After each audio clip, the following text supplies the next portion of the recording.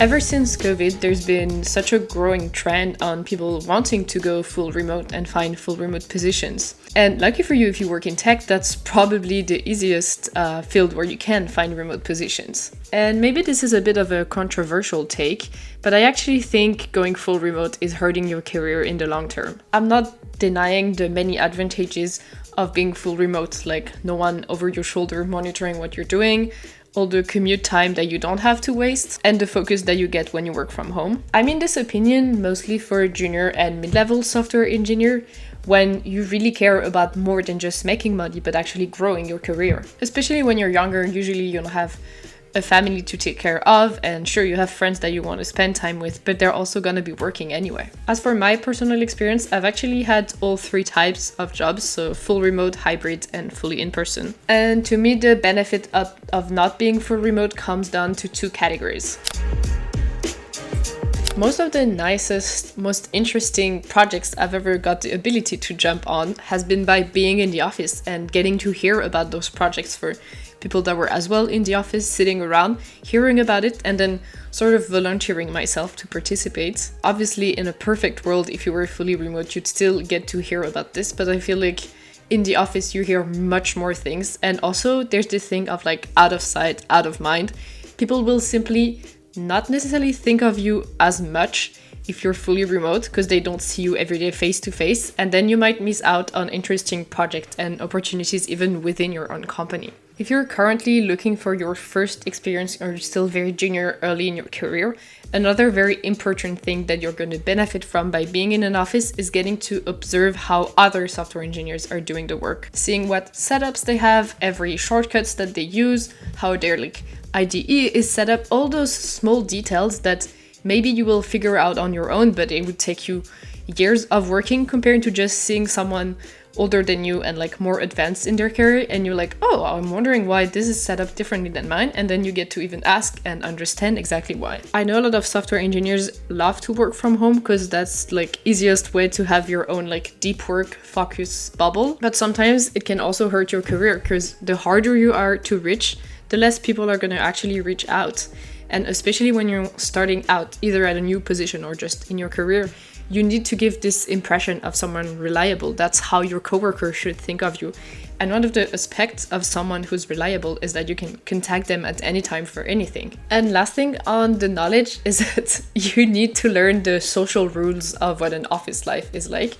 Even to know that if it's not for you, first you have to experience it, learn how to talk to colleagues, and especially again if it's your first experience. An office is completely different than a school, and you need to learn the social rules that go with it, how you address people, how people behave in an office, what you can and can't do, and to actually decide that being in an office is not for you and later on in your career you want to be full remote. I think you have to experience first if that's the case and go to the office and then reach your own conclusion then, and not just listen to people tell you how amazing working from home is. All of these points that I just made are actually very similar to something else called the smoking area knowledge, which if you've ever been in an office or just a retail job or anything where people smoke, you know that they mostly take their smoke break all at the same time.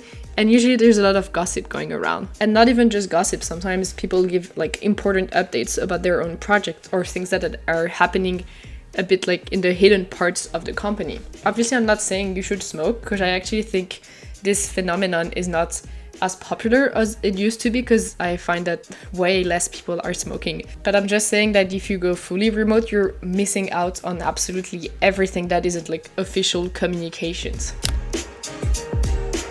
I think the second part is a bit more obvious, is that when you're not in the office, you're seeing less people. For this, I have actually personal examples. One of the companies I worked at had a very strong in-office culture. I mean, obviously we're allowed to work from home time to time, but people really like to come in the office. And I still have so many friends that I made from that job and that I still keep in touch with. And there are all these people that are friends. Some even are still working together in a different company now, just because initially they bonded and became friends just like you would in school. Because it's honestly much harder to take the time to make friends if you have to schedule a Teams meeting to form a friendship. Whereas if you're in office, you're gonna have lunch with your colleagues. You're gonna, whenever you want a break from work, you're gonna try to chat with someone. And I think aside from just connections is good for you, I think it also makes you like your job more, because I've definitely come into the office when I could have stayed home just because I knew some of my friends were gonna be there as well. And honestly, to avoid feeling burnt out, I think that's something really important, to have a sense of community in an office. Obviously, I'm not saying you'll never get distracted, but that's actually why I think deep work, something that I mentioned in a previous video, is really important. And if you don't want to go back and watch the full video, you can just download the deep work playbook that I put in the description. And then the more obvious type of connection is just networking in general. If you're in an office, you're gonna talk to, I would say, at least 10 times more people than if you're fully remote, and those are 10 possible opportunities, because people rarely these days stay in one company for 20 years. So let's say one of your colleagues in like 3 years down the line ends up working for like a dream company that you've always wanted to apply to. That's a really good network to have. Plus, they already know how you work, and if you follow the first part on the knowledge and putting yourself out there, they're already going to have a good impression of you. And trust me, that's going to put you ahead of a lot of people that are also going to apply for that position. And finally, the last category of connections that you might be missing out is connection with very high up people within the company. Obviously, you can always chat to them, usually on like remote setups, like via Teams, Slack, whatever. But I feel like it's quite awkward to shoot someone who's like the CEO of your like company that has 200 people and be like, hey, do you have time to hop on a call? If you're in the office, it's much easier to end up, let's say, at the coffee machine at the same time at them, and then strike a conversation from there, or they might even strike a conversation with you, which is even better. And in my experience, at least, I would say that a lot of the C-levels are people that spend a lot of time in the office, because a big part of their job is basically people management. Whereas if you've ever tried to like schedule a meeting with them, their like agenda is just booked for the like next 3 months. So it might also even be harder to find time if you're working remotely to schedule. So to finish this video on a more personal level, I'm actually sharing that advice because about a year and a half ago, I was working fully remote. I made that mistake of saying, oh great, I can just work from home, waste no time, and it's gonna be exactly the same for my career. But honestly, no, because I made way less connections. I felt also way less connected to my work, and it felt much harder to focus and do things and feel motivated and make progress on the things I want to achieve. And I just think remote work had this like good PR for a very long time, and so I wanted to remind especially people that are a bit younger and starting out that it's maybe not the best options for you. With that being said, I will actually say that my favorite working mode is hybrid, where I get to be at home maybe twice a week and then in the office 3 times a week, because I get